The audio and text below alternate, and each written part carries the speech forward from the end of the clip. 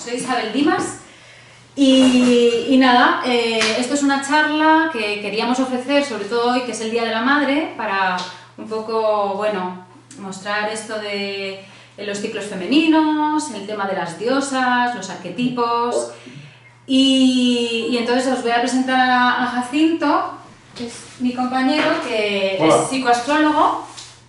Entonces, a partir de esta charla, pues seguramente creemos varios talleres para cómo integrar nuestras diosas femeninas, estos arquetipos tan maravillosos que tenemos a nuestro alcance, pero que por desconocimiento pues no sabemos usar. Y de alguna forma concretar, hola, muy buenas, bueno, sigue llegando gente, Sí, voy admitiendo, y de alguna forma concretar todo esto. Voy a empezar a grabar la charla, ¿vale?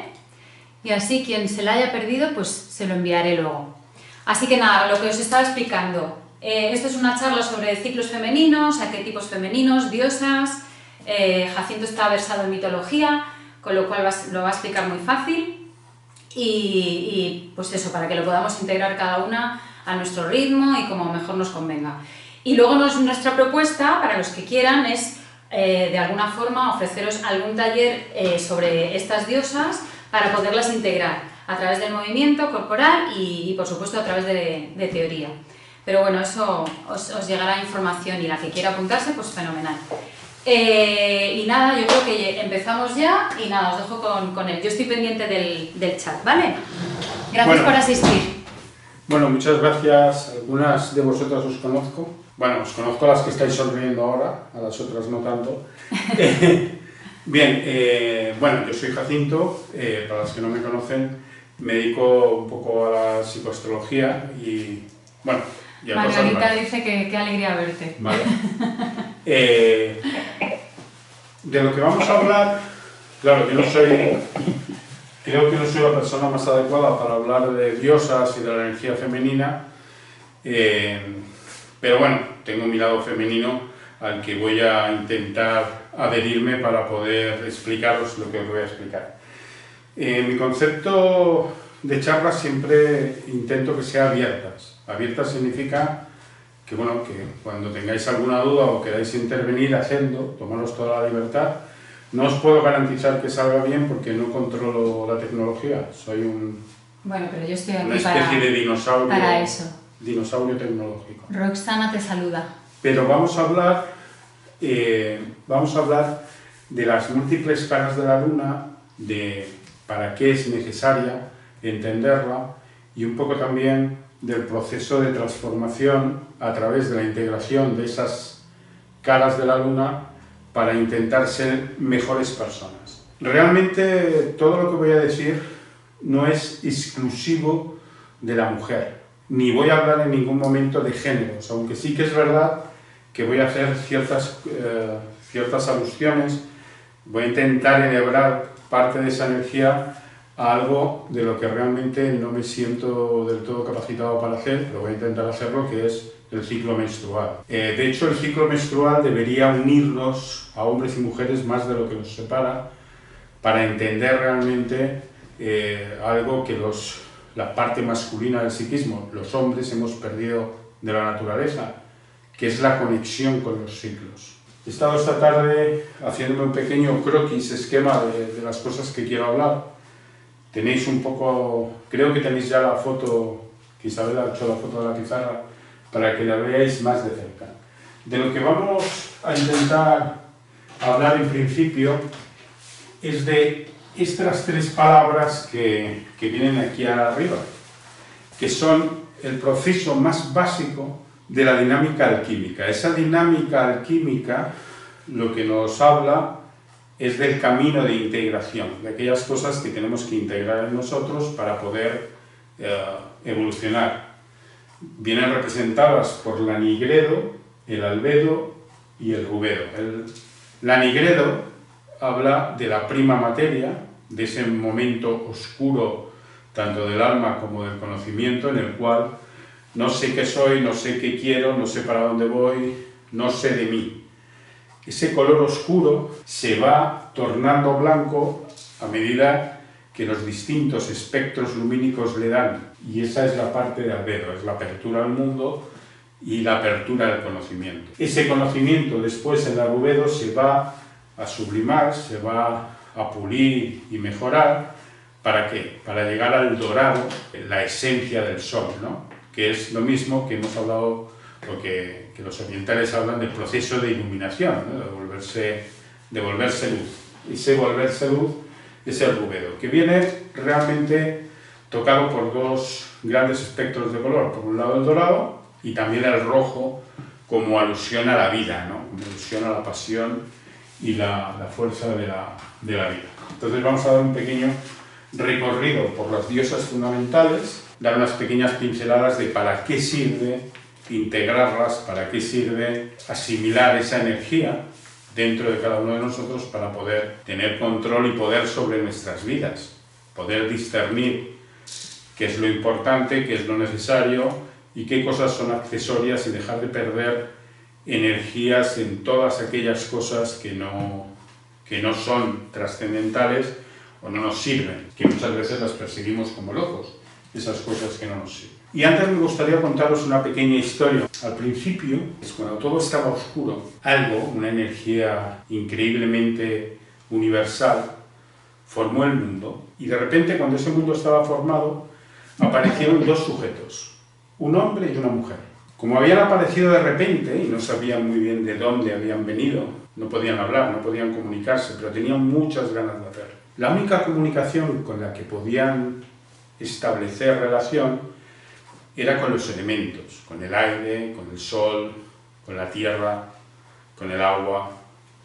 Pero ¿qué ocurre? Que estos elementos eran terriblemente inmisericordios con ellos. El viento les azotaba de vez en cuando, la lluvia le calaba hasta los huesos y los aterraba de frío de vez en cuando, y ellos seguían sin poder comunicarse. Así que lo que hicieron es, a esas energías absolutamente abstractas, darles personalidad. Decidieron humanizarlas. Y así crearon los primeros dioses, el dios árbol, el dios lluvia, la diosa tierra, y empezaron a comunicarse con ellos. Estaban aterrados de miedo, porque sus vidas dependían de esos elementos. En ese profundo miedo empezaron a intentar, en el diálogo con esos dioses, empezaron a intentar calmarlos, entenderlos e integrarlos. El hombre, para poder relacionarse con ellos, se fue a un árbol, arrancó un trozo de corteza y se hizo una máscara.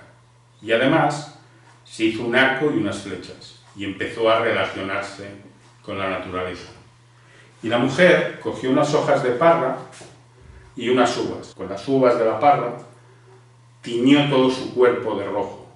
Y con las parras, con las hojas, se cubrió ciertas partes del cuerpo. Y así quiso que la tierra fuera fértil y que ella misma pudiera ser fértil. Y vinieron los primeros hijos. A partir de ahí, dioses y hombres empezaron a llegar a acuerdos. Y poco a poco fueron creciendo y prosperando. Cuenta la leyenda que al final de los días, esos dos primeros hombres, ese hombre y esa mujer, se juntaron para poder entender qué pasaba. El hombre se quitó su máscara, la mujer sus hojas de parra, y se dieron cuenta que la verdadera máscara eran ellos mismos. A partir de ahí empieza la historia del ser humano.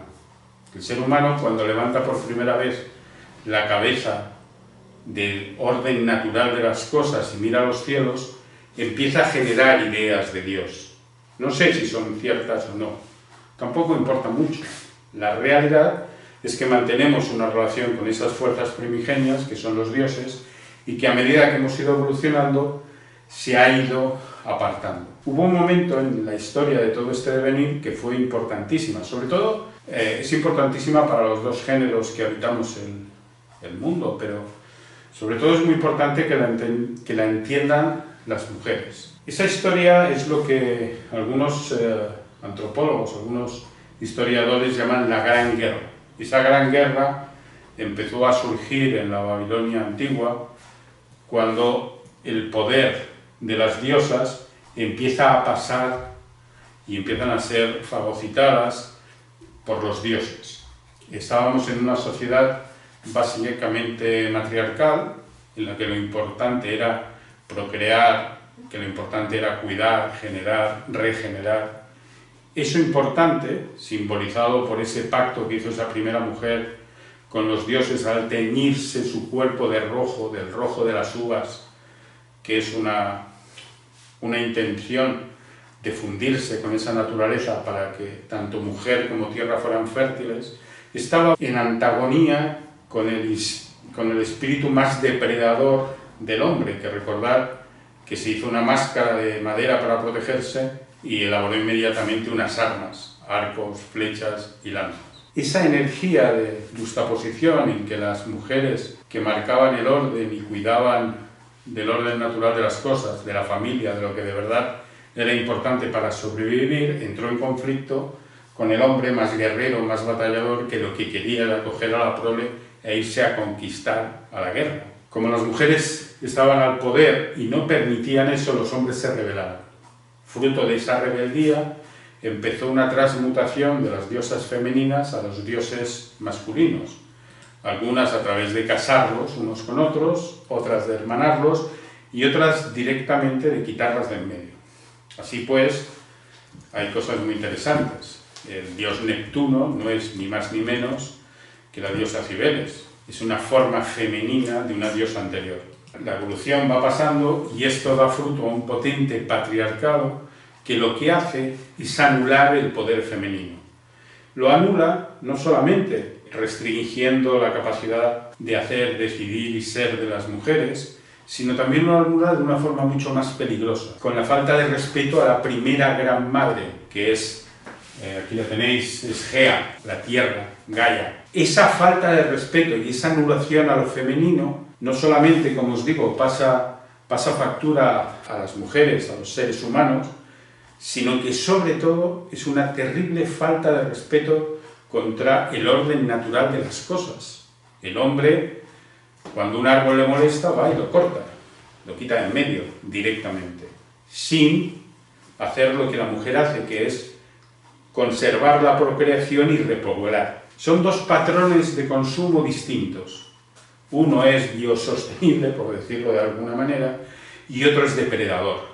Esto llevado al patrón de relaciones es muy peligroso, porque el hombre busca la satisfacción inmediata y casi da como origen a cosas como el donjuanismo, y la mujer lo que busca de forma principal es la capacidad de establecer estructuras sólidas, firmes y que puedan mantener la vida. Antiguamente, al principio de los tiempos, no se podía adorar ningún principio divino que fuera masculino por una sencilla razón. Lo masculino no procrea. Al no procrear, ¿cómo vamos a adorar energías que no son capaces de procrear, que no son capaces de ponernos en un patrón de crecimiento, de medrar, de abundancia? Entonces, todo lo que adorábamos era femenino. Y lo adorábamos con un respeto a algo fundamental, que es el ciclo en el que estamos todos metidos, el ciclo de la vida. Muchos de nosotros, con toda nuestra mejor voluntad, con nuestras capacidades más hábiles que podemos tener, empezamos procesos que rápidamente están abocados al fracaso, única y exclusivamente porque están puestos en marcha en ciclos inadecuados. ¿Qué significa esto? Que yo pongo en marcha un proyecto y lo pongo cuando yo creo, en base a mi ignorancia de mis energías internas, que va a funcionar, sin conectarme realmente con el ciclo natural de la vida. Es como si sembráramos tomates en noviembre. O sea, si yo siembro tomates entrado el otoño, pues me va a costar mucho sacarlos adelante. Es como que cada cosa tiene su tiempo, y cada tiempo es adecuado para una determinada cosa. Al alejarnos de este ciclo natural de la vida y de nuestras energías, lo que estamos haciendo es pelearnos contra la natura, poner muchísimo más esfuerzo en procesos que, si van a favor de la naturaleza, salen prácticamente de una manera fluida. Y esto es muy importante, aunque los hombres, y aquí me refiero a los varones, nos hemos separado de esto, las mujeres seguís aferradas a ese ciclo natural a través de vuestro ciclo menstrual. Aunque muchas lo veis de una forma negativa, ese ciclo menstrual. Pero ese ciclo menstrual os da algo maravilloso si lo llegáis a comprender. Os da la capacidad de entender en qué momento es adecuado realizar ciertos actos. Y esa es la sabiduría que el conjunto de la humanidad, hombres y mujeres, necesitamos entender. Necesitamos entender que no siempre tenemos que estar al máximo, que no siempre tenemos que hacer, que no siempre tenemos que iniciar, que hay un proceso mucho más fluido en el que la intensidad y la capacidad de hacer, de sentir, de funcionar, debe ser modulada acorde a un estímulo que es primordial, que es el estímulo de la naturaleza de la que todos somos hijos. Nos olvidamos muchas veces de que nosotros como humanos somos parte de la naturaleza. Todavía estamos como en un terreno de nadie, todavía no terminamos de ser hombres biomecánicos, aunque a través de prótesis, implantes, etcétera, etcétera, vamos hacia allá, y nos estamos intentando separar del mundo animal, del mundo de la inconsciencia, a través de nuestro proceso de ser más conscientes y más humanos. Separarnos por completo del mundo animal es una barbaridad porque es una condición nuestra y tenemos que conectarnos de alguna manera con él. Ahora me gustaría... ¿Tenéis alguna cosa? ¿Todo bien? Lupe, sí. Lo que te estás refiriendo es algo respecto de como un reloj biológico, ¿no? Exactamente. Sea, es eso, ¿no? La idea. Es eso. Claro. Que a veces que cuando uno hace cosas de manera que no está tan consciente y es como que a veces derrocha energía porque no estamos respetando ese tiempo biológico que vos estás marcando y tal vez llegar a ese resultado te implica más tiempo y más desgaste, como más, ¿no? Exactamente. Llevando esto al absurdo, claro. ¿Vale? Sería como si empezamos a dormir a las 11 de la noche y a las 2 de la mañana nos despiertan para hacer alguna tarea que necesita mucha atención. Y luego nos dejan dormir otra vez. Si cualquiera de nosotros rompe de una forma clara los ciclos biológicos, va a ver el resultado. El problema es que los rompemos de una forma muy sutil. Nos obligamos a estar a tope en muchísimas cosas con demasiada insistencia. No nos respetamos como partícipes. Este reloj biológico al que haces alusión tiene distintos movimientos. Hay días que son maravillosos para iniciar algo. Hay días que son maravillosos para planear. Hay días que son maravillosos para acometer una tarea específica. Pero ¿qué ocurre? Como nos hemos apartado tanto de esos ciclos biológicos, somos incapaces de poder entender y sentir ese patrón, ese ciclo biológico, ¿vale? Lo que vamos a hacer, ahora no nos va a dar tiempo para esto, pero lo que vamos a intentar hacer es poder, a través de la metáfora de la integración de distintas energías, poder conectarnos con esos ciclos y ser muy eficientes. Ser muy eficientes es ser muy económicos, naturales. Redmi, ¿quieres hacer alguna pregunta? Sí, quería hacer una pregunta. Sí, soy Gemma. Ah, hola. Sí, yo me siento totalmente identificada con lo que está diciendo Jacinto, porque yo soy abogada y para mí en mi mente hay días, yo considero que tengo que estar arriba los 365 días del año y cuando yo tengo, sobre todo la semana antes de que yo empiece con la menstruación, no tengo esa capacidad para crear. Mi creatividad se hunde y yo me levanto de la cama, me siento en mi despacho porque tengo que seguir trabajando y me siento culpable por no poder seguir dando el máximo como lo estaba dando hace 2 semanas atrás. Y así continuamente, esta pesadilla que se mueve la cola y no puedo parar porque los expedientes de los tribunales no paran, los problemas de los clientes no paran. Y es una frustración, me siento mal, desarrollo un sentimiento de autoculpabilidad.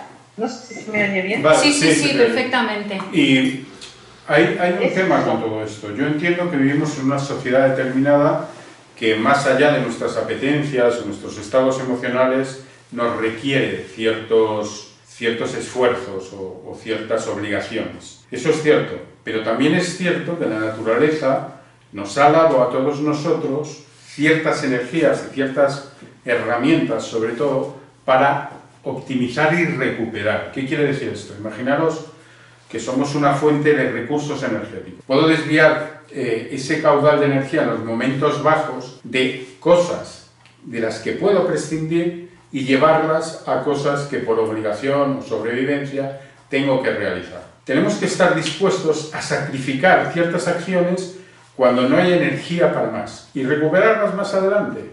Para eso, claro, lo importante es poder discernir lo que es urgente de lo que es importante y poder actuar en cada momento en base a algo. Pero entended una cosa, la naturaleza es absolutamente ecológica y lo que busca es el máximo resultado con el mínimo esfuerzo. Todo eso que nos han contado, que esforzarse es el camino del éxito, no es cierto.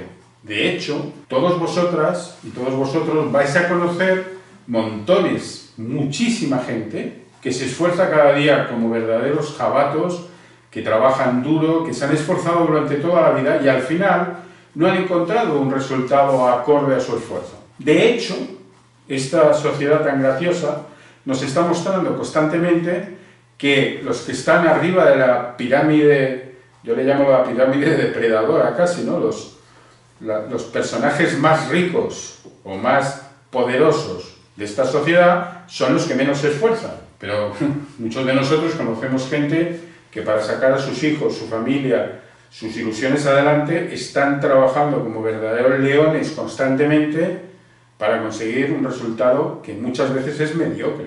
Entonces nos han, de alguna forma, absorbido el cerebro para volvernos máquinas de producción, poniéndonos una zanahoria delante para que nos esforcemos mucho en hacer a otros mucho más ricos. Pero ese es otro tema, del que si queréis algún día hablamos. Hoy de lo que nos vamos a intentar centrar, si os parece, es en dos cosas básicas. Una, el proceso de individualización.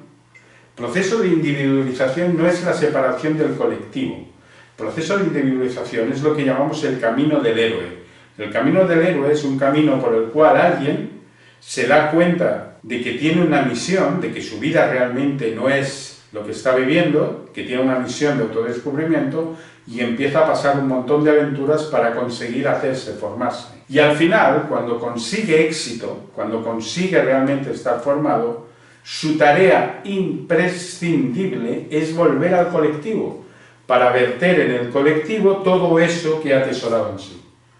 Entonces, no es lo mismo la individualización que el individualismo. Lo que nos venden es que nos individualicemos. No, no, no. Lo que tenemos que hacer es ser uno en el todo. No ser seres individuales, sino ser seres que a través del proceso de individualización personal puedan tender una mano al colectivo para que ese colectivo pueda también ascender en conciencia y en, de alguna forma, en sabiduría, bienestar, etcétera, etcétera.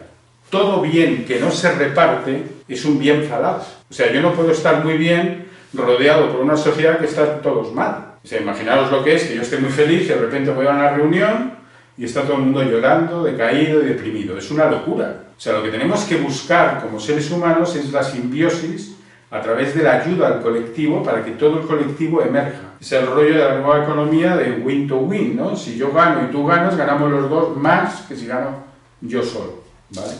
Y eso es en lo que nos vamos a enfocar, en cómo la capacidad de restaurar el poder de la diosa, de rescatar toda la energía y todo el poder femenino, toda la sociedad se va a ver beneficiada. Con lo cual, esto no va de una guerra entre sexos, no va entre una guerra de hombres y mujeres, de lo masculino y lo femenino. No, no, va de intentar entender que esas dos energías tienen que jugar equilibradas, en simbiosis, y aportándose la una a la otra de forma coayudante. No hay que hacer que solamente que la mujer ascienda a las capacidades de los hombres, sino que sobre todo los hombres asciendan a las capacidades de las mujeres para que también sean partícipes de la protección del mundo, del planeta, de sus vidas y de lo que realmente es importante. Dejar de intentar atesorar bienes como forma de sentir un bienestar que es absolutamente falaz, porque cuantas más cosas tenemos, menos tiempo tenemos para tener esas cosas, y esas cosas pasan a tenernos a nosotros. Ese trabalenguas es muy claro, es pensar si el coche te tiene a ti o tú tienes al coche, y así todo. O sea, nos metemos en locuras materiales a las que le damos el poder de nuestros actos y de nuestra vida. Entonces, no está mal consumir, de hecho está muy bien, pero con cabeza y con algo de honestidad y reciprocidad. Vamos a empezar esta vuelta a través de los arquetipos de las diosas, y si os parece, vamos a empezar por Gea, por Gaia. Gea y Gaia son las dos divinidades que asociamos a la Tierra. Estas dos, en el fondo, al principio de los tiempos, tenemos una imagen muy interesante, que es la imagen de la diosa Tetis, que es de la primera que sigue este hilo que tenemos noticia. La diosa Tetis está asociada con el Uroboros. El Uroboros, no sé si habéis visto esa imagen en algún sitio, yo no la he pintado aquí, pero debería haberlo hecho.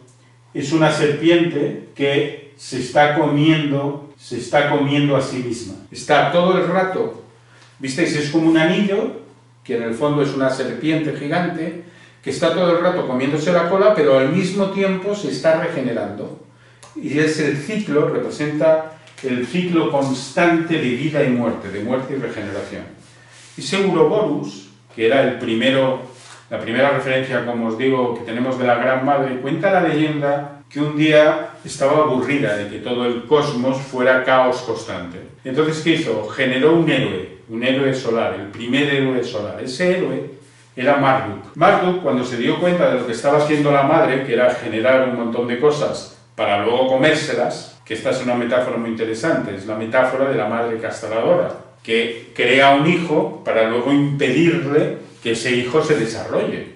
Eso pasa muchas veces, tenemos muchos hijos tremendamente castrados, con unas grandísimas habilidades, pero que por un exceso de protección de la madre han quedado completamente anulados. Personajes que podrían llegar a una máxima expresión del ser, que están, pues yo que sé, repartiendo pizzas, con todo mi respeto al que le gusta repartir pizzas, pero están en ocupaciones absolutamente descontextualizadas de sus verdaderas habilidades. Cuando Marduk se da cuenta de esto, de que mamá se lo iba a cargar, lo iba a castrar, lo que hace, sin pensárselo ni un momento, es cortarlo en dos. Parte a la madre por la mitad para empezar a ordenar cosas. Con la parte superior de la madre, él la levanta, la pone en los cielos, como signo de respeto a esa figura materna, y genera la bóveda celeste, pone a las estrellas en su sitio y a los planetas en la órbita, que todo eso estaba dentro de mamá. Con la parte inferior de la madre hace la tierra, agarra sus pelos para hacer los bosques, con su sangre empieza a hacer los primeros ríos que forman el mar, con los dientes de esa serpiente primigenia pone en su lugar a las montañas. ¿Qué hace? Ordena el universo que estaba caótico. Es la primera vez que el ser humano empieza a tomar control y orden de la naturaleza primigenia. Empieza a ordenar el estado natural de las cosas y en ese orden puede conseguir adaptarse a un medio a través de la transformación del medio, no de la involución. O sea, la inmensa mayoría de los animales lo que hacen es adaptarse al medio generando cambios morfológicos en sus propias estructuras. Cada vez que las gacelas corren más, pues los leones tienen que correr más. Nosotros somos distintos a eso. Lo que hacemos es controlar el medio para no tener que adaptarnos a él, sino trabajarlo para poder sacar partido de ese medio. Eso es lo que hizo Marduk. Ordenó la naturaleza. A partir de ahí, esos dioses que estaban, esos primeros hombres, perdón, que estaban en comunión con la naturaleza, empiezan a querer tener preponderancia sobre ella, dominándola, como os digo, y de alguna forma haciendo que la naturaleza sea sumisa ante sus quereres. Claro, al someter a la naturaleza, por una cuestión de trasvase, el hombre empieza a someter todo lo femenino. Y ahí empieza el primer sometimiento, la primera separación de esas diosas que eran las que nos mantenían con un tipo de vida más acorde a lo natural. Al principio lo que nos da la vida es Gea. Gea se acerca en una historia más reciente, que es de donde realmente la mayoría de nosotros partimos, que es de la cultura grecorromana, aunque todo esto, como os digo, es mesopotámico, es de las primeras civilizaciones, sobre todo la primera gran civilización, la civilización sumeria, es la que ya genera todos estos panteones de dioses, aunque hay algunos protodioses anteriores a Sumer. Cuando llegamos, como os digo, a Grecia, la diosa que se encarga de todo esto es la figura de Deméter, que es la que da la vida, la que nos pone en contacto con el cuerpo, con la fertilidad, con los instintos primarios. Y está asociada a dos partes del cuerpo que son imprescindibles para la generación de la vida. El estómago, el vientre, que es donde se va, imaginaos, ya sabemos que es en el útero, pero antes de conocer fisiología, lo que veíamos es que el vientre de todo femenino se hinchaba para poder, después de ahí, salir las creaciones, salir los hijos. Entonces, como os digo, Deméter está de alguna forma asociada al vientre y a los pechos como forma, como herramienta para poder nutrir a la nueva vida que está absolutamente ligada y le es absolutamente imprescindible esos pechos para sobrevivir. De hecho, todos los mamíferos no podrían vivir sin esa primera lactancia. No se les puede alimentar de otra cosa. Y por ende, y esto es muy importante, en la primera parte de la civilización, cuando vivíamos en armonía con la diosa, otra de las partes de Deméter está asociada al plexo solar. Y aquí el plexo solar, hoy en día, después de miles de años de energía patriarcal, se le concede esa metáfora del plexo al padre, al sol. Antiguamente esto no era así, era asociado a la mujer, a la parte femenina, el plexo solar. Y Deméter todavía hoy rige ese plexo solar, ¿vale? Os lo digo porque es muy importante, una de las tareas básicas que tiene que hacer el sujeto en el proceso de integración es conectarse con el cuerpo físico. Y vais a ver que gran parte de las afecciones que tenemos a nivel emocional están centralizadas en ese. Muchas y muchos de nosotros, cuando tenemos ciertos procesos de angustia, de incertidumbre, de miedos, vamos a ver que hay una reacción en ese plexo.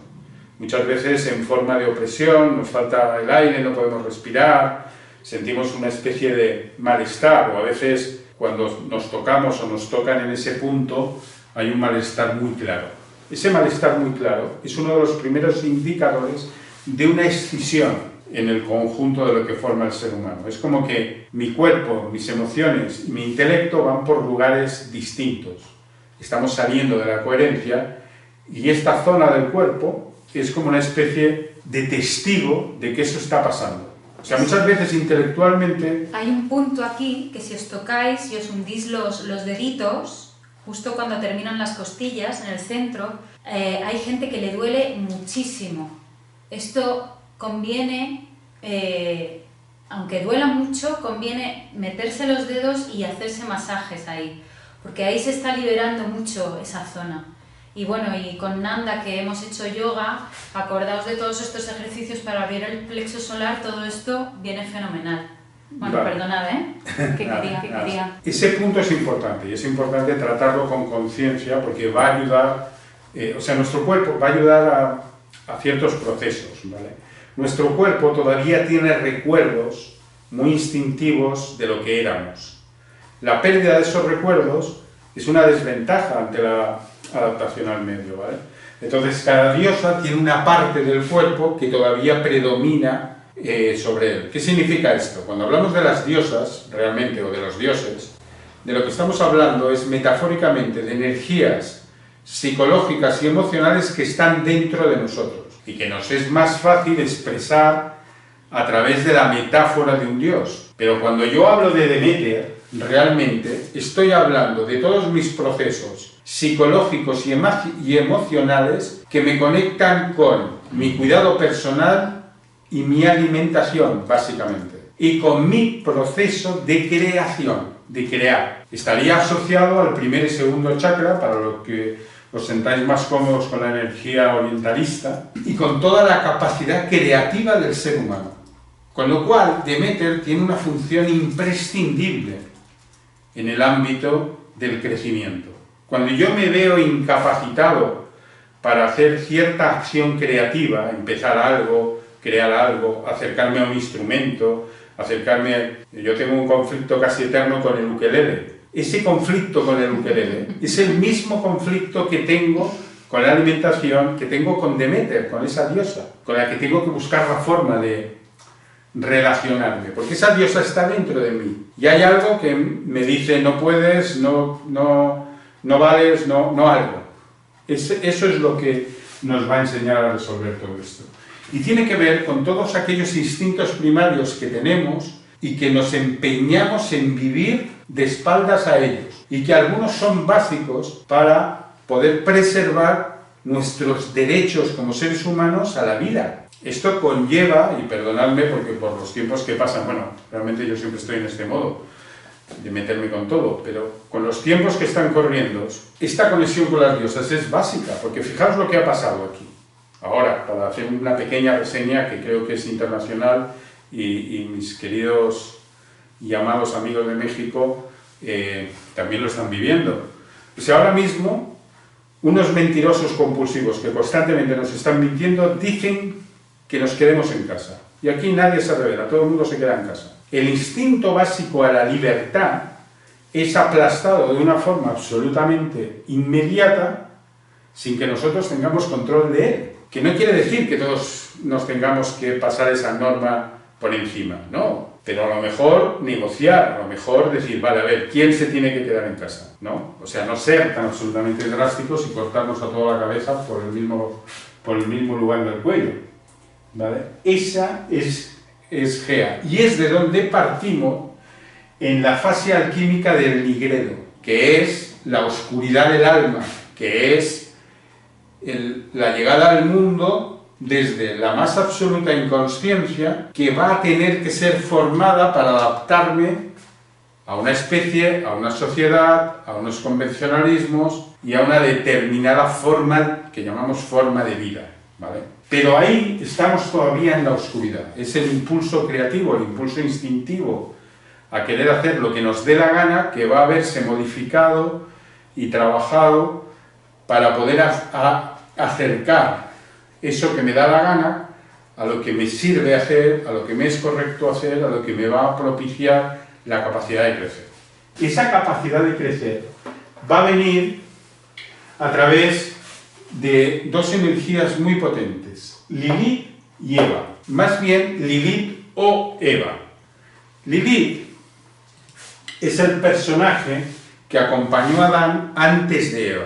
Como Lilith lo que hace es ser la portadora de la rebeldía, la desobediencia, la sexualidad, ella empieza a generar un primer conflicto, el conflicto entre el placer y la reproducción. Ella decide que quiere poder tener relaciones sexuales sin que eso lleve indefectiblemente al proceso de embarazo y repoblación de la especie.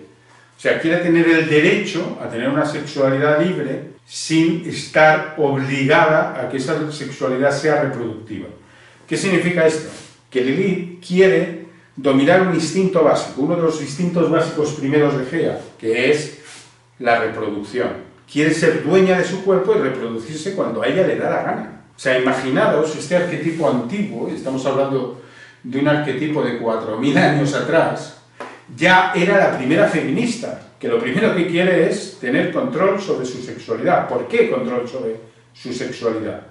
Porque eso le va a generar un poder de igual a igual al hombre. No va a estar sometida, sumisa o ser un mero instrumento de placer, sino que ella... Hola, sino que ella se enarbora como una parte igual al hombre, ¿vale? En ese sentido. Esa rebeldía y esa desobediencia hace que el patriarcado la quite inmediatamente de en medio, para sustituirla por algo mucho más útil para el hombre, ¿no? Mi costilla, ¿no? Que le llaman, por lo menos aquí en España le llamamos mi costilla. Mi costilla es porque parece ser que a Eva la crearon de la costilla de un hombre. Entonces Eva es el arquetipo de la sumisión, el arquetipo de la reproducción. Es una mujer útil para hacer la comida y reproducirse. Esa Eva es la que ha utilizado como arquetipo psicológico el patriarcado para someter a la energía de la mujer. De hecho, Eva es la culpable de todo. Es la culpable de todo porque se comió la manzana. Imaginaros lo que hubiera pasado si se llega a comer una sandía, o algo grande de verdad. Con una simple manzanita ya todo es culpa de ella, ¿vale? Esa locura de culpabilizar a la mujer hace que tenga un peso sobre sus espaldas que no es vuestro. Este arquetipo, Lilith y Eva, estos dos arquetipos nos van a ayudar a dos cosas básicas. Una, aprender a rebelarnos de forma consciente sobre aquello que es injusto en nuestras vidas, por un lado, y por otro lado, la figura de Eva nos va a hacernos dar cuenta de cuánta culpa arrastramos encima y nos va a dar un poco las claves para redimirnos de esa culpa, para quitárnosla de encima. Recordad una cosa muy importante: culpa siempre va con su compañera de baile que se llama castigo. Entonces, culpa y castigo van siempre juntos. Entended una cosa, ahora vamos a intentar plantear todo este marco, vamos a intentar dar toda la vuelta. Luego, aquellas cosas que nos dé tiempo sin extendernos demasiado, encantado de responderlas, ¿vale? Espero que cada uno de estos arquetipos os plantee un montón de preguntas y un montón de historias de, vale, ¿cómo hago con esto? ¿Cómo hago cuando os sintáis identificadas con algo de todo esto? La pregunta obvia debería ser, vale, está bien, esto lo entiendo, es así, perfecto, ¿y ahora qué hago? Con Gea, con Demeter, lo que nos tendríamos que plantear es cuáles son nuestros bloqueos en la creatividad, no solo en la creatividad. Demeter es la portadora de la abundancia. Cuando estamos en carencia económica, cuando estamos en carencia de ingresos, cuando estamos en carencia de materializar las cosas, es porque estamos en carencia de este arquetipo psicológico. Los arquetipos psicológicos pueden parecer un simple ardid psicológico para designar, entender una determinada realidad, pero son mucho más importantes que eso, porque son la postura y la creencia con la que abordamos la vida. A ver, si yo salgo a la calle pensando que la vida es un lugar hostil, lleno de peligros, me los voy a encontrar. Si yo salgo a la vida pensando que la vida es un montón de oportunidades, un montón de cosas que van a funcionar bien y que van a salir adelante, es lo que me voy a encontrar. O sea, nosotros llevamos un radar interno que va dando vueltas por ahí y que va a localizar aquello que el radar busca, no otra cosa. Y es muy importante entender esto, porque cada modificación de un arquetipo interno genera un beneficio o un perjuicio acorde a la modificación hecha sobre el arquetipo. Arquetipo, si no entendéis algo, por favor, preguntad. Arquetipo significa primer grabador, es la energía psicológica primaria con la que un ser humano viene bueno, yo no sé por qué voy a decir esto porque no entiendo un carajo de informática, pero es como el mapa de procesos por el que el ordenador se mueve. O sea, el distinto conjunto de funciones que me han dicho que esto es la vida.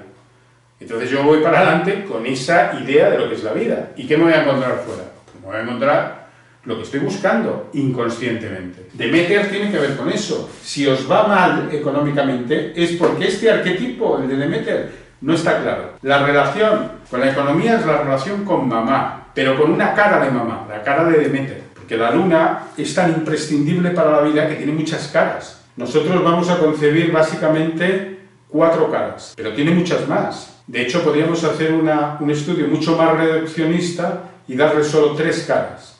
Pero no es cierto, tiene muchísimas caras la luna. Porque la luna es lo que mantiene la vida. Lo que mantiene la vida en este planeta es la energía femenina. Lo cual no quiere decir que la mantengan las mujeres, que además es verdad. O sea, si no hubiera mujeres, obviamente la especie ya no estaría por en medio. Nos hubiéramos extinguido. Pero no tiene que ver con las mujeres, tiene que ver con la energía femenina. Eso es lo que mantiene el planeta, ¿vale? Lo que mantiene a la gente. Gea, Demeter, tiene que ver con la abundancia, con la capacidad de medrar. O sea, si la naturaleza deja de darnos de comer, aquí se muere todo el mundo. Entonces, cuando yo no tengo para comer, es porque estoy peleado con esa naturaleza, ¿ok? Lilith tiene que ver con la capacidad de autoafirmarme, de poder encontrar quién carajo soy, para qué sirvo y ponerme a trabajar en ello. Y eso es muy importante también, porque esa autoafirmación va a hacer que pueda discernir entre lo que quiero y lo que me han dicho que tengo que querer, que es donde se monta todo el lío. Cuando nos ponemos a buscar como locos aquello que alguien, aparte de alguien que normalmente está muerto, ¿no? Son principios sociales que nos van transmitiendo que a lo mejor no tienen que ver con nosotros. pero por sentirnos adaptados y aceptados por un determinado orden de cosas, tenemos que comulgar con eso. Bueno, muchos de los que estáis aquí, pues no comulgáis con esas cosas porque ya habéis hecho ese proceso de rebeldía de decir, vale, pues sí, papá quiere que yo sea funcionaria, pero a mí me da la gana ser actriz o música o bailarina o cualquier otra cosa. Para que pudierais hacer eso, tuvo que venir Lilith a veros, vuestra Lilith interna, a rebelarse ante una situación que no me gusta, ¿vale? Entonces es imprescindible que esa Lilith esté funcionando, por más que muchas religiones patriarcales, por ejemplo, hay una parte de la cábala judía, que Lilith es inmencionable, no se puede hablar con ella porque es el diablo. ¿Por qué es el diablo Lilith para ellos? Porque esa Lilith es la que hace que una mujer que no está contenta, que no está entera en su vida cotidiana, decida romper con eso para buscar una vida más acorde, más placentera y más evolutiva. O el hombre que no está contento con eso, le pierda el deseo o, entre comillas, el pecado y se largue. Entonces Lilith es la gran energía que viene a romper tradiciones en las que no encaja. Sin ella no vamos a poder empezar a caminar, no vamos a poder seguir. Cuando ya tenemos autoafirmación, a la siguiente que necesitamos es a una diosa que, como todas, ha ido cambiando. Antes se le llamaba Ishtar o Hathor. Ishtar o Hathor. Perdón, Jacinto, ¿te puedo hacer una consulta rápida? Venga, que no sea muy difícil. Porque hablaste, antes de volver a Demeter y la abundancia, habías hablado de Eva y de la culpa y el castigo. Ajá. Y lo empezaste a hablar y después como hablaste de Demeter, eso se quedó. Entonces, como me interesaba, si puedes decir alguna, no sé si te acordás un poco de qué iba eso, pero no sé, me parecía interesante por esto. Sí, a ver. Con todo el universo de la culpa. Sí, hice una vuelta, antes de ir a Eva, hice una vuelta atrás a Demeter por una pregunta de una de vosotras, de Astrid. Sí. ¿Vale? Volviendo a Eva, Eva es la portadora de la culpa. Todo aquello en lo que nosotros nos sentimos culpables viene dado por esa deidad que llamamos Eva. Deidad, arquetipo, energía, llamadle como queráis. ¿En qué consiste esa culpa? Esa culpa, en el fondo, que esto es lo que en principio os voy a proponer a trabajar en talleres para poder profundizar más, ¿vale? Vamos a hacer unos talleres a un precio muy ajustado para que las que queráis participar podáis entender esto y tener trabajos que algunos van a ser físicos, otros van a ser pequeñas manualidades para poder dar vuelta a vuestro cerebro integral. ¿De qué procede la culpa? Como os decía, la culpa procede siempre de la separación. ¿De la separación de qué? De cualquier cosa que nosotros creamos que es el orden interno de nuestra ley natural. ¿Entendéis eso? Eso es muy importante.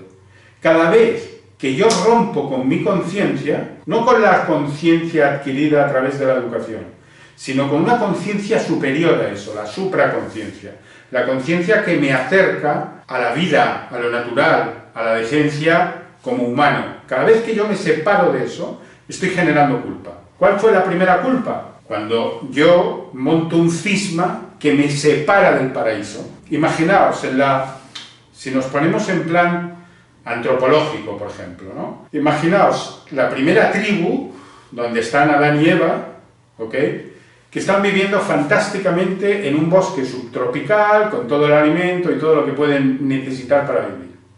Y de repente, por el cambio climático, se ven obligados a buscarse la vida porque el bosque se extingue. Ellos, con su filosofía que hemos hablado antes, de adjudicar a todo lo natural, adjudicarle un papel de Dios, ¿qué creen? Que eso se extingue porque han ofendido a los dioses. Entonces, ¿cuál es la primera culpa? La ofensa que hago a los dioses, y los dioses me mandan un cambio climático, que yo dejo en el inconsciente colectivo como expulsión del paraíso. Me expulsan del paraíso. A ver, no es que te expulsen del paraíso, es que no puedes llegar a razonar que el movimiento climático está en constante evolución. Pero las consecuencias que eso genera es hambre, incertidumbre por movilidad, el nomadismo. Irme a buscar la vida a algún sitio. De repente cae un rayo, ¿y eso qué es? Claro, como ofendí a los dioses, ahora este queda fulminado. Y yo soy culpable por haber ofendido a los dioses. Entonces el espabilado, el chamán de turno espabilado, dice, vale, perfecto, esta es la forma fantástica de controlar a la tribu. Y te manda la sugestión de que él controla el flujo de la naturaleza y con eso tiene un poder. Y genera la penitencia y el castigo, ¿vale?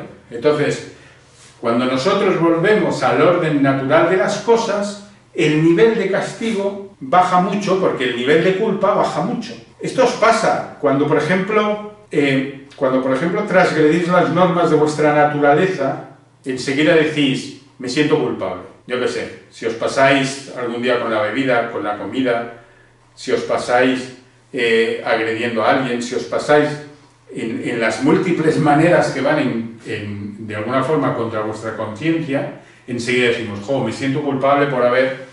¿Entendéis? Entonces, claro, una de las primeras cosas que encontramos en la figura de Lilith versus la figura de Eva es, dejo de hacerme culpable para hacerme responsable. La responsabilidad genera el cambio en esa dinámica culpa-castigo, porque la responsabilidad genera enmienda, la culpa genera castigo. ¿Te sirvió? Totalmente, ¿eh? Sí, vale. Sí, gracias. Vale. Ahora el tema es cómo se hace esto, cómo me desprendo de la culpa. Y ahí viene la figura de Ishtar. Ishtar al principio es una diosa griega que tiene otro nombre, Hathor, que realmente era Ra. Ra es el dios del cielo, el sol.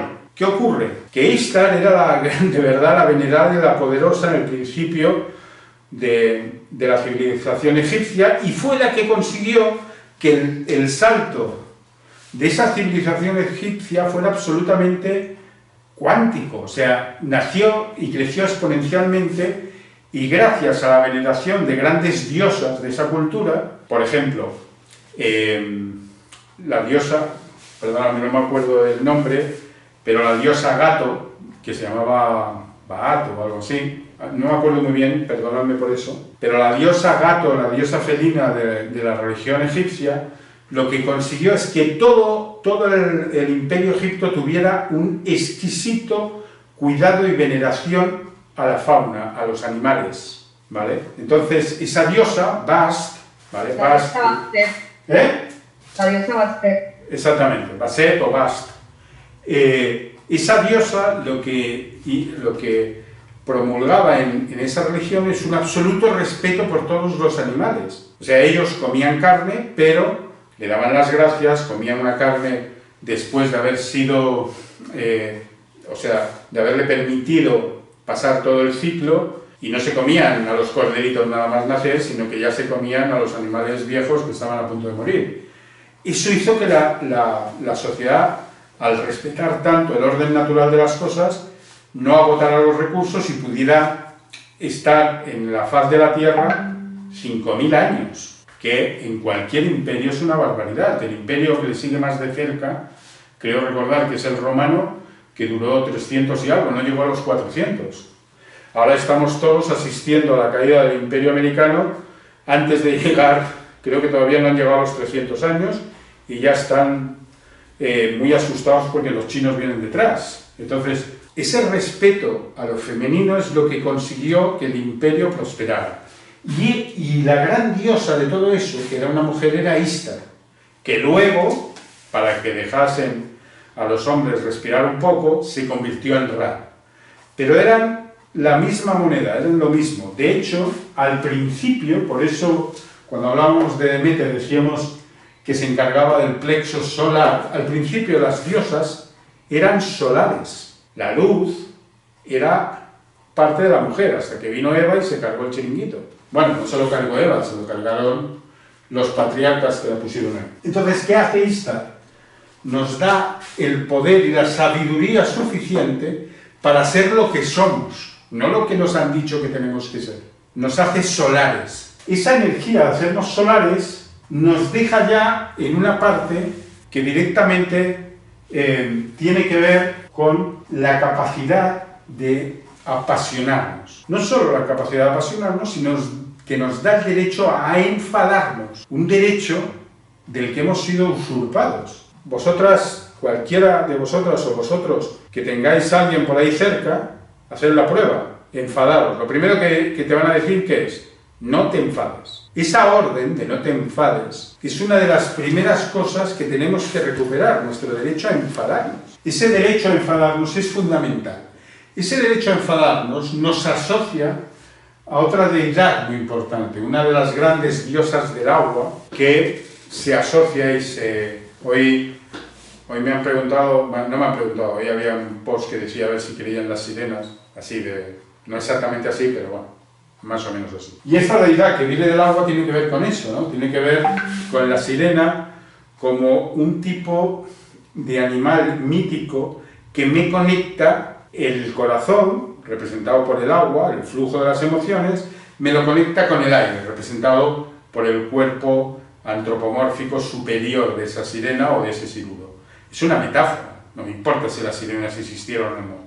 Lo que sí que sé que existe todavía es un conflicto en el que nos hace mitad peces, mitad hombres. Peces en el sentido de que queremos fluir por el mundo de las emociones, queremos poder aguantar debajo de ese agua de las emociones, queremos aguantar y poder dirigirnos a través de él. Y las emociones son el agua, ahí te vais a tener un ejemplo muy claro en las lágrimas, ¿no? Cada vez que nos emocionamos generamos fluidos. Entonces, esta nueva etapa a la que vamos a acercarnos a una figura muy interesante, que es la figura de la bacante.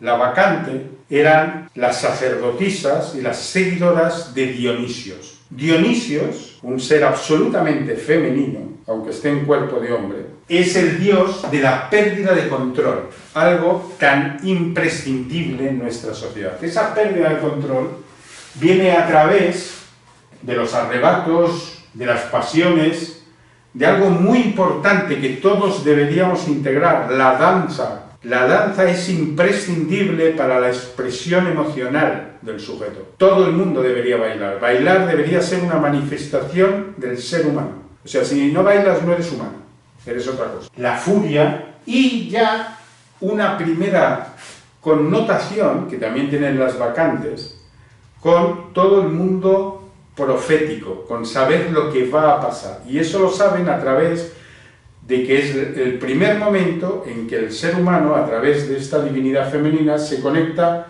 con la sabiduría del corazón.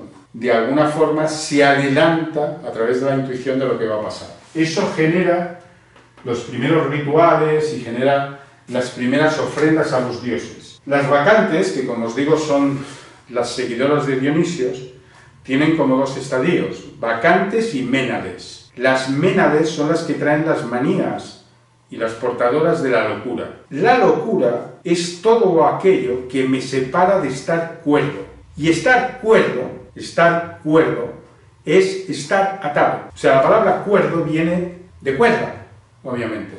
O cuerda viene de cuerda, me da igual. Pero si yo estoy en la cordura, quiere decir que estoy atado.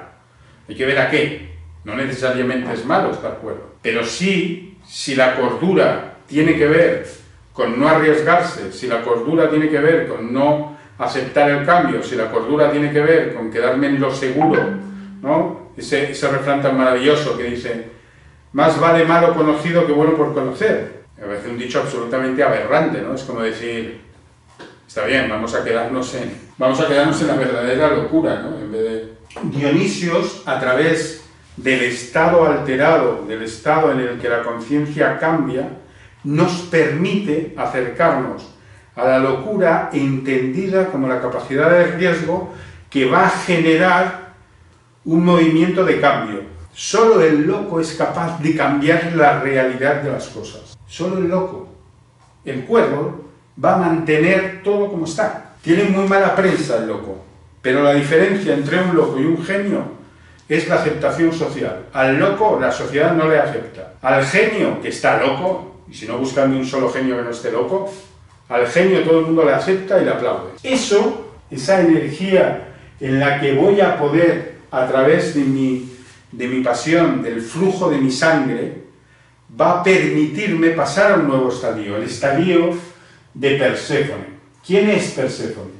La que, enterándose de los cambios, de la capacidad de entender un destino, recordad que en el punto este de aquí, que lo tenéis en vuestra foto, en el punto este al abrazarnos a Dionisio, empezamos a acercarnos a la capacidad profética. Entonces, en Perséfone ya tenemos un concepto, el de destino, el que podemos estar destinados a algo. Y Perséfone lo que va a generar es la capacidad de, a través de su energía receptiva, poder generar el cambio, poder generar la capacidad de meterse en algo que llamamos la gran rueda. ¿Qué es la gran rueda? El ciclo de otoños, inviernos, primaveras y veranos constante. Y ese ciclo constante está pasando en nosotros mismos.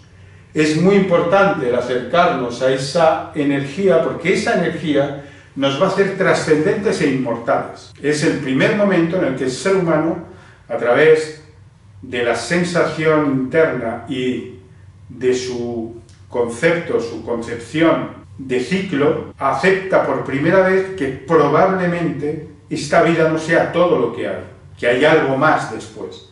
Esa energía de trascendencia puede venir a través de mis hijos, puede venir a través de mis obras, puede venir a través de distintas energías que hacen que la vida tenga un sentido. Pues si no, ¿para qué estamos viviendo? O sea, ¿cuál es la vaina? O sea, todos nos ponemos a trabajar como locos para pagar las cosas, para que luego venga Hacienda y se las lleve, o nos muramos y dejemos una gran herencia, a veces a un amor, pero otras veces a un sinvergüenza que llamamos hijo. O sea, ¿saber qué? ¿Entendéis? Esa energía de trascendencia es importantísima. Perséfone nos conecta con la capacidad de recibir y de dar, ¿no? Nos conecta con la energía de los ciclos. Y es la gran receptiva, es como un cáliz abierto a toda experiencia. ¿Por qué se atreve a toda experiencia? Porque viene del entrenamiento de pérdida de control que me da Dionisio y de la concepción de un yo unificado que nos da Ishtar. O sea, yo puedo perder el control y seguir siendo yo, con lo cual me separo de algo muy importante, que es el miedo. Dejo de tener miedo a arriesgarme, a vivir, a probar, a degustar algo. Cuando ya he entendido esto, y os estoy hablando de un ciclo que debería ser el ciclo de alguna forma más coherente y orgánico, luego cada uno va por donde puede, pero cuando ya he entendido todo esto, puedo entrar en los dominios de Hera. ¿Quién es Hera? Hera es la protectora de la familia, la que se encarga de la casa, de los nacimientos, se encarga de la permanencia y de rescatar algo muy importante, que es la tradición. La sabiduría de nuestros padres, de nuestros abuelos, es la que se encarga de recordar, de rememorar, y cuidado, también se encarga del resentimiento.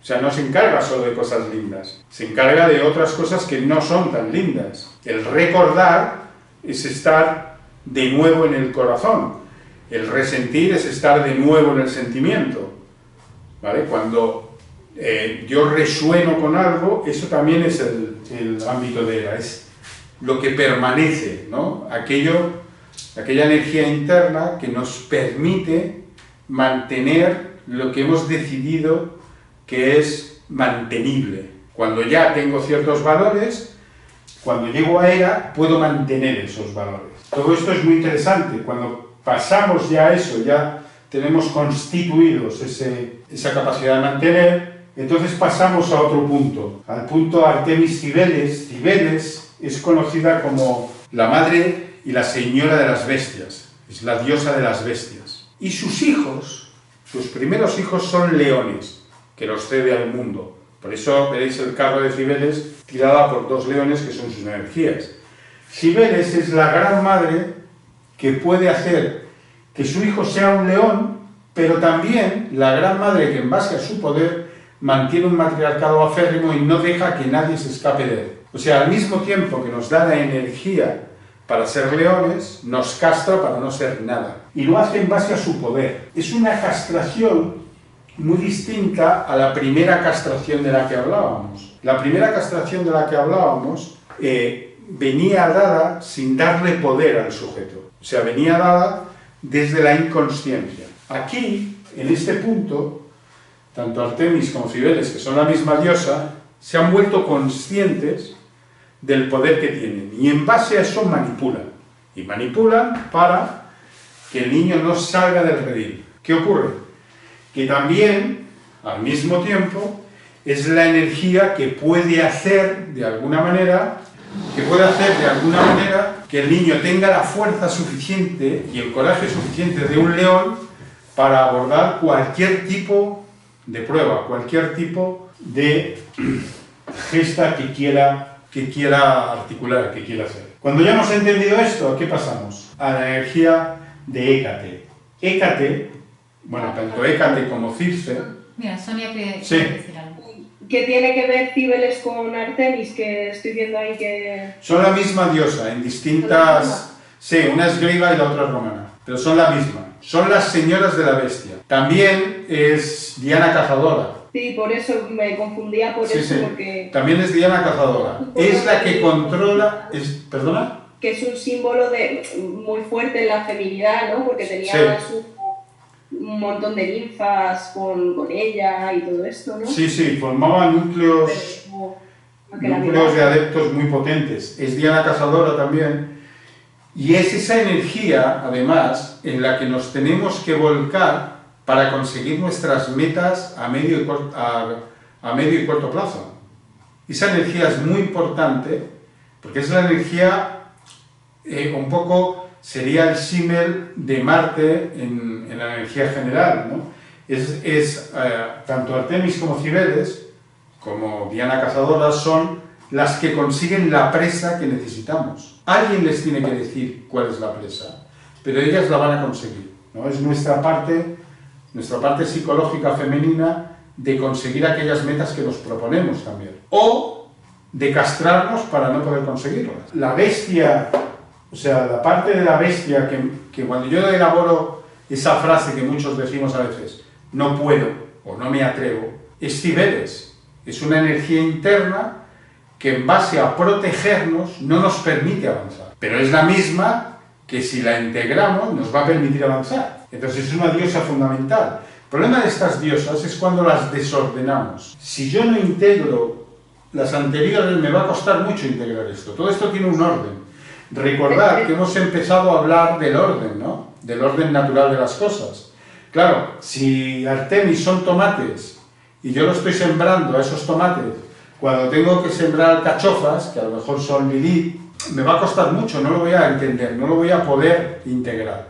Entonces todo esto lleva a una correlación, un proceso de integración. Entonces, perdona Jacinto, la diferencia entre Artemis y Gaia es que Artemis tiene todo el conocimiento de todas las diosas anteriores. Claro, o sea, Artemis es inteligente, Gaia es inteligencia natural, pero Artemis y Cibeles han cogido toda esa inteligencia natural que está representada por las bestias, que son instintivas, y las ha domesticado. Entonces ha puesto a toda esa energía natural, la ha puesto a trabajar para ella. Bien impulsándonos, bien bloqueando. Pero es el verdadero motor de todos nuestros instintos puestos en una coherencia ya inteligente. Digamos que es una dimensión más humana, menos primitiva, más que primitiva, menos natural, por decirlo de alguna forma. Menos instintiva, en el fondo. Es como si Gaia fuera toda la fuerza inconsciente y Artemis fuera el uso de esa fuerza inconsciente en pos del crecimiento y un objetivo claro. O sea, yo marco un objetivo, agarro la fuerza inconsciente que me da Gaia y la pongo a las órdenes de Cibeles para conseguir ese objetivo que he marcado. Vale, gracias. Eso se llama obsesión.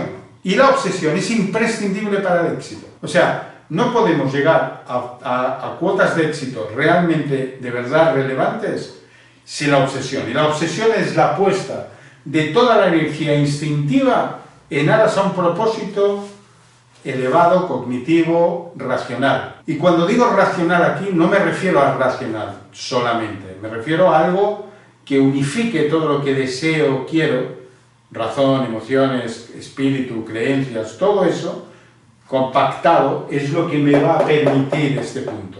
Tras esto vienen Hécate y Circe, que son las dos brujas, que es, chicas, a lo que tenemos que llegar, a ser verdaderas brujas. Coger la realidad aparente que nos rodea y hacerla lanzar al ritmo que nosotros decidimos. O sea, todo hombre y toda mujer, en el fondo, alberga un brujo, que si consigue llegar a él, va a poder crecer y hacer lo que quiera. Y lo que quiera, me da igual si es bueno o malo, lo que desee. O sea, el bien y el mal son temas que nosotros, pues de alguna forma aleatoria, decidimos adjudicar para poder entender la vida.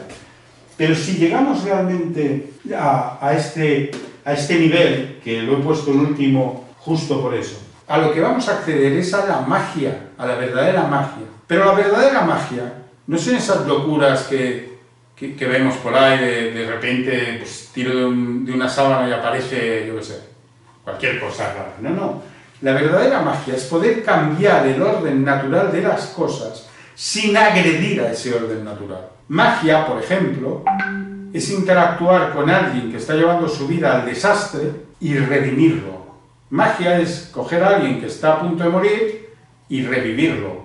Magia es que si mi vida está abocada a ser, yo qué sé, un empleado de servicio doméstico, poder trabajar en mí y poder emprender el camino hacia aquello que yo decida que es lo que quiero. O sea, magia es cambiar simplemente el orden natural de las cosas. O sea, si yo tengo una relación con alguien que me está destrozando la vida, magia es salirme de esa relación, porque lo normal es que me quede ahí. Cualquier cambio que genere poder personal o que se genere desde el poder personal es magia. Y eso me conecta con la hechicería. ¿Qué es la hechicería? Es la capacidad de hacer. Un hechizo es algo que hago. Cuando sacamos ese hechizo de su contexto y creemos que es un brujo danzando medio en pelotas para que llueva, eso es otra cosa, eso es un ritual. Cuando adquirimos verdadero poder, nos convertimos en hechiceros. ¿Qué es un hechicero? Aquel que puede manifestar un acto, una realidad, algo que hacer. Y no está muy lejos eso de la vida cotidiana. Uno de los mayores problemas es que la ciencia nos ha robado nuestra capacidad de creer en la magia. Pero un hechicero, si nos ponemos muy científicos, un hechicero es un homeópata que te da una bolita de azúcar, te dice, esto te va a curar, y tú vas y te curas. Y el científico de turno, que no puede con su impotencia y su frustración, dice, efecto placebo. Vale, sí, pero te curó. Hizo magia. Si yo te doy un amuleto y te digo, con esto te vas a echar novio en una semana, y tú te echas novio en una semana, eso es magia, eso es hechicería. Y eso funciona. ¿Funciona por qué? Porque yo soy una persona tímida, cojo el amuleto, me lo cuelgo, y acto seguido mi mente dice, tío, te acabas de convertir en un crack. Y entonces me voy a la chica de turno y ya no le hablo como antes. ¿Por qué no le hablo como antes? Porque llevo el amuleto. Y el amuleto me hace grande. Pero eso no es cierto. El amuleto lo único que hace es sacar al grande que ya llevaba antes. Pero para eso necesito un acto mágico, que es un acto de psicomagia. Esa es Hécate y Cides. Esas dos. Y son también las dos que generan pócimas, que generan brebajes, que tenemos imprescindiblemente que aprender a hacerlos. Volver a la naturaleza entra como medida sine qua non de volver a hacer pócimas y brebajes. Que si no os gusta este planteamiento, llamarlo fitoterapia, me da igual, llamarlo como os dé la gana. Pero al final, no importa si es fitoterapia, o es brujería, no importa, son palabras que lo único que hacen es acotar, etiquetando energías que son del ser humano. Pero todos nosotros deberíamos hacer un brebaje adecuado para estar en un determinado estado anímico. Y lo más gracioso es que lo hacemos, pero lo hacemos muy limitadamente. Cuando necesitáis estar más tiempo en una tarea y tal, ¿qué hacéis? Os zumbáis un café cargado, os zumbáis cualquier brebaje de estos modernos, algún Red Bull o algo que os dé alas o alguna movida de estas, es lo mismo, pero nos apartamos de la naturaleza. ¿Por qué no aprender una serie de compuestos naturales que no nos fastidien, que no nos rompan nada, pero nos pongan en una determinada vibración? Eso es lo que nos enseña el poder femenino, a usar la naturaleza acorde a las necesidades que la misma naturaleza nos plantea. Cuando empezamos a integrar todo esto, tanto hombres como mujeres, nos adaptamos a un ciclo natural, pero sobre todo, en las mujeres vais a ganar algo que en algunas mujeres genera mucha controversia, y es, mucha controversia conmigo, ¿no? Y es dejar de una vez que las hormonas tomen el control de vuestra vida y que vuestra vida tenga el control sobre el flujo hormonal. Porque lo que os ocurre es que cuando las hormonas os ponen excesivamente sensibles, en vez de hacer cosas que sean adecuadas y que os puedan devolver una energía de esa sensibilidad, os ponéis a hacer cosas racionales, que para nada son sensibles. Entonces, ¿qué pasa? Que la hormona coge el control de vuestra vida, pero eso es un error. Si estamos especialmente más sensibles, aprovechemos esa energía para lo que fuera que fuese que me va a aportar esa sensibilidad. Ahora, lo primero que tengo que entender es para qué sirve estar sensible. Cuando estoy más irascible, lo que estoy es más guerrera. Entonces, en vez de contenerme y quedarme tranquilita, no, pegaros con algo, poner en marcha un proyecto, hacer algo en que la guerrera tenga campo de batalla. Esta es la forma de coger el control sobre el ciclo hormonal y que las hormonas no cojan el control. Y cada vez que un tipo os diga, es que estáis en esos días, ¿sabes? Poder callarle la boca de la forma más coherente posible y encima no replegaros, ¿no? ¿Sabes? No dar la razón, porque de tanto darle la razón, 2000 años más tarde, tenemos niñas en alguna parte del mundo que no van al colegio porque tienen la menstruación. Que eso sigue pasando en este planeta. Y eso no debería de pasar. Hemos llegado al final. Bueno, no hemos llegado al final, quedan muchas cosas. ¿Tenéis alguna pregunta? ¿Alguna cosita? ¿Lo habéis entendido todo? ¿Os habéis creído algo? Yo tengo una pregunta. A ver, venga, que no sea difícil. Pues mira, bueno, primero muchas gracias por todo el taller, que me ha gustado mucho todo lo que has dicho y tiene todo bastante sentido, la verdad. Vale, si de verdad quieres agradecérmelo, ponlo en práctica. Que si de verdad quieres agradecérmelo, ponlo en práctica, reflexiona. Sí, claro, pero entonces es que yo para poner todo esto en práctica necesitaría, bueno, no sé, pues toda la vida para hacer esto. No, toda la vida no. A ver, cualquier energía de integración comprende un periodo de 2 años, máximo. Vale. Cualquier trabajo que hagamos de verdad de integración psicológica comprende un periodo de 2 años, para hacerlo completo. Para que sea realmente completo y firme. ¿Por qué 2 años? Porque 2 años es lo que nuestro ciclo biológico tarda, la energía de Marte, que es poner las cosas en acción, integrarlas, tarda en dar la vuelta a todos los arquetipos psicológicos que tenemos. ¿A qué correspondería Marte? A Diana Cazadora. Es decir, a Artemisa, Cibeles. Artemisa, Cibeles. Vale, y entonces cuando estás en un conflicto de bloqueo con Demeter, sí. o sea, yo ahora mismo me siento así, bueno, creo que en general en mi vida me he sentido así, soy una persona que tengo muchas ideas, pero me cuesta mucho pasar a la acción, materializarlas.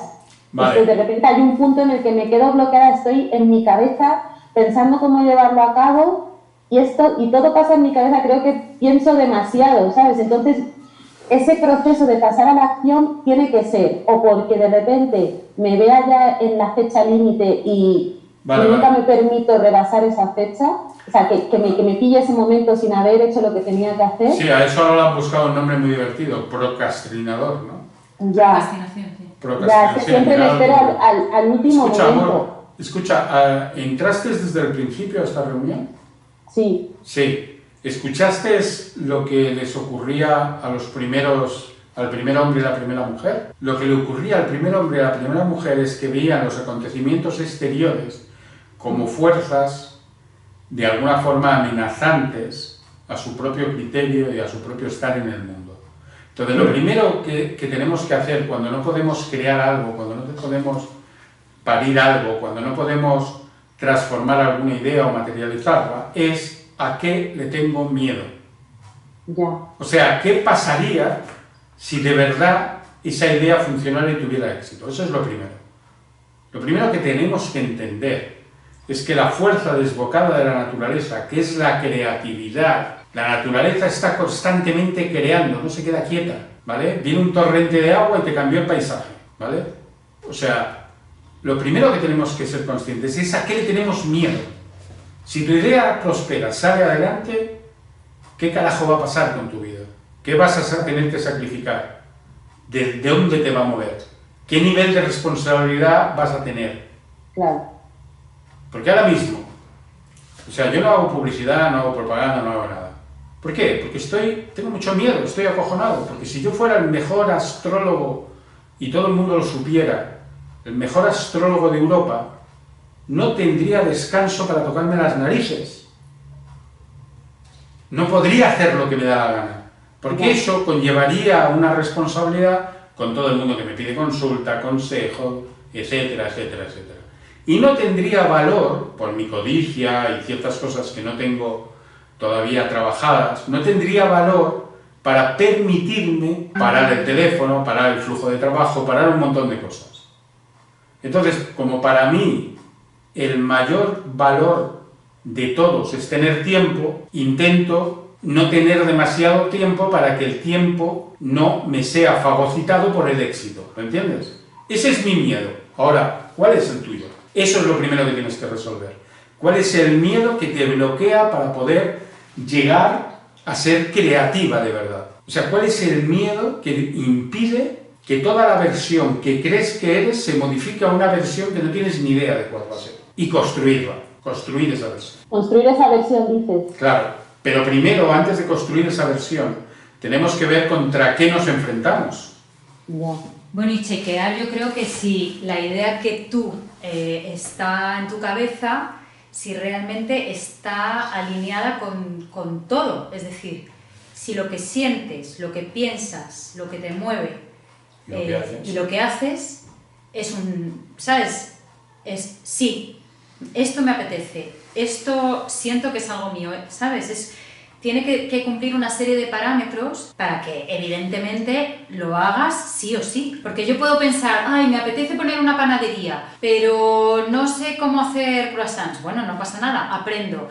Pero quiero dedicar 8 horas a hacer croissants, a lo mejor no es eso, pero me ha venido la idea de poner una panadería porque he visto que una funciona muy bien y quiero poner un negocio así que me vaya bien en la vida. Pero es que a lo mejor no me quiero tirar 8 horas haciendo eso. A ver, lo que te está diciendo ella es asociarte a Gea, a Demeter, a través de algo que nos dicen constantemente, pero no podemos entender porque nadie lo explica. ¿Cuál es tu naturaleza? No puedes ir en contra de tu naturaleza. Tienes que coger tu naturaleza y ponerla a favor tuyo. Yo tengo una pregunta en este perdón, un segundito. No podemos coger de ninguna manera nuestra naturaleza personal e ir en contra de ella, por miedo, por no asumir riesgos, por lo que sea. Dime. Pero todos tenemos, todas y todos y todes tenemos estos arquetipos, Sí. o en algunos predominan otros, o simplemente... A ver, en principio todos tenemos estos arquetipos. La danza de estos arquetipos dentro de los particulares seres que encarnamos está descompensada. O sea, hay alguno pues que es más guerrero que protector, que es más... Pero todos tenemos todo. La gran apuesta es potenciar lo que tenemos y lo que tenemos muy bajo incrementarlo. Es como hacer trasvases de energía. Porque todos estos, si les dejamos en paz, todos se llevan bien y todos tienen conexión a través de un arquetipo que está permitiendo que tú puedas preguntar, que es Mercurio, el mensajero de los dioses. Esa función mercurial interna hace que podamos hablar con todos ellos. Y todo esto ocurre dentro de la luna, que es un recipiente alquímico. ¿Visteis? Aquí, ¿qué he hecho? Una bola, como una olla, en la que está la luna. ¿Y qué tenemos? Tenemos unos estadios muy claros, que es el útero, la gestación, la caverna. Os recomiendo a todos que leáis La caverna de Platón. Si no queréis leer La caverna de Platón, creo que hace poco hice un vídeo sobre la caverna de Platón, que está explicado muy sui generis. ¿Qué es la caverna de Platón?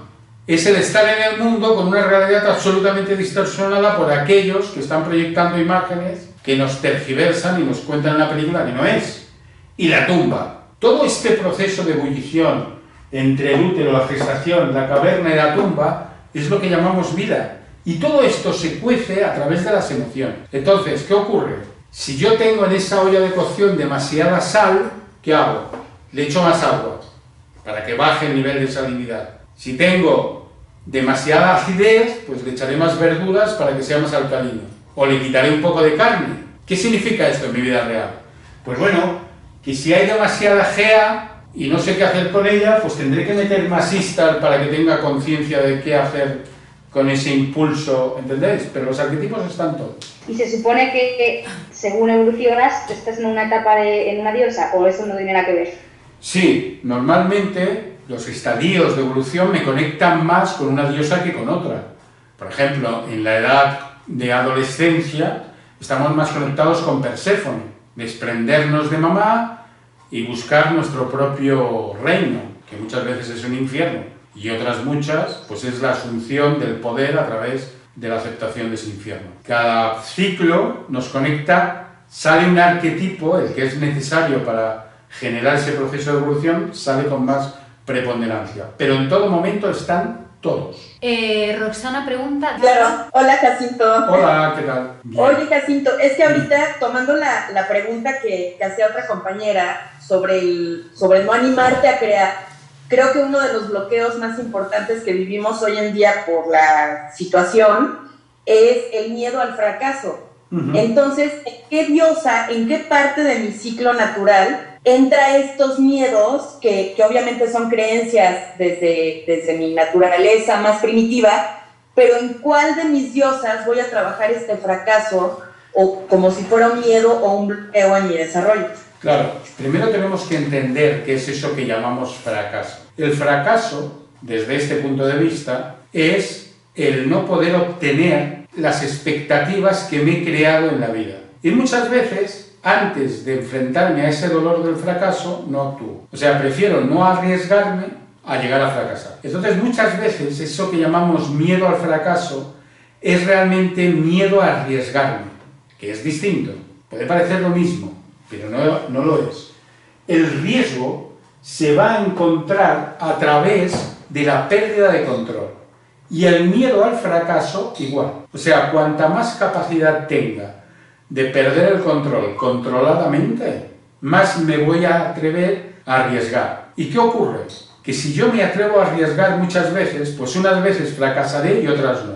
Y poco a poco iré aceptando con pequeños fracasos y pequeños éxitos niveles de riesgo más altos y niveles de éxito más altos y también niveles de fracasos más altos de los que me voy a poder, de alguna forma, me voy a poder superar, me voy a poder liberar. Voy a entender que el fracaso es un camino de conocimiento, que a través del fracaso entiendo por dónde no. Okay. Para blindarnos y no fracasar de ninguna manera, la única manera que hay es entender realmente qué necesito y darme cuenta que lo que necesito muchas veces no es lo que quiero. Okay.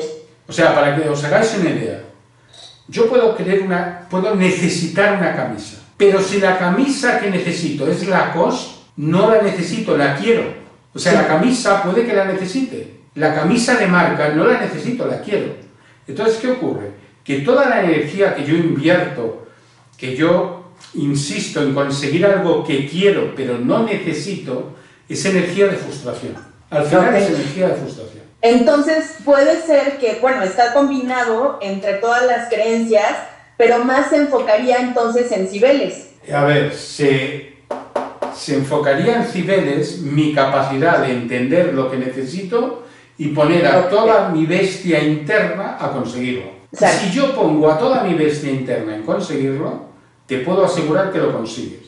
Y encima lo consigues de una forma tan fluida y con tan poco esfuerzo que no te lo puedes creer. Okay.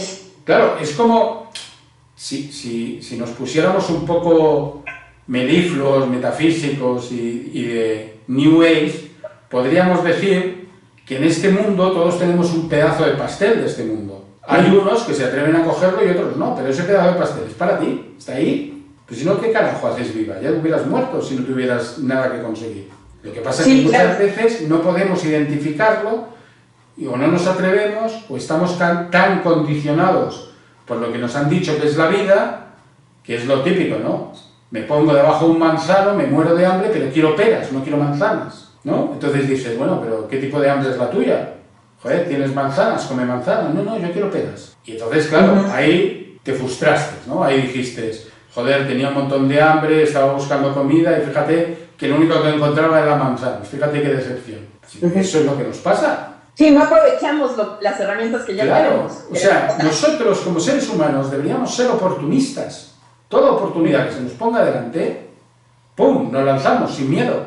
No en todas vamos a conseguir éxito, obviamente, pero si nos vibra, nos late, como decís vosotros, ¿no? Cuando algo me late, tengo que ir a por ellos. No puedo reprimirme a mí mismo, es una locura. Lo que nos genera fracaso, frustración, todo esto, es el miedo. Sí. El miedo a no poder levantarme.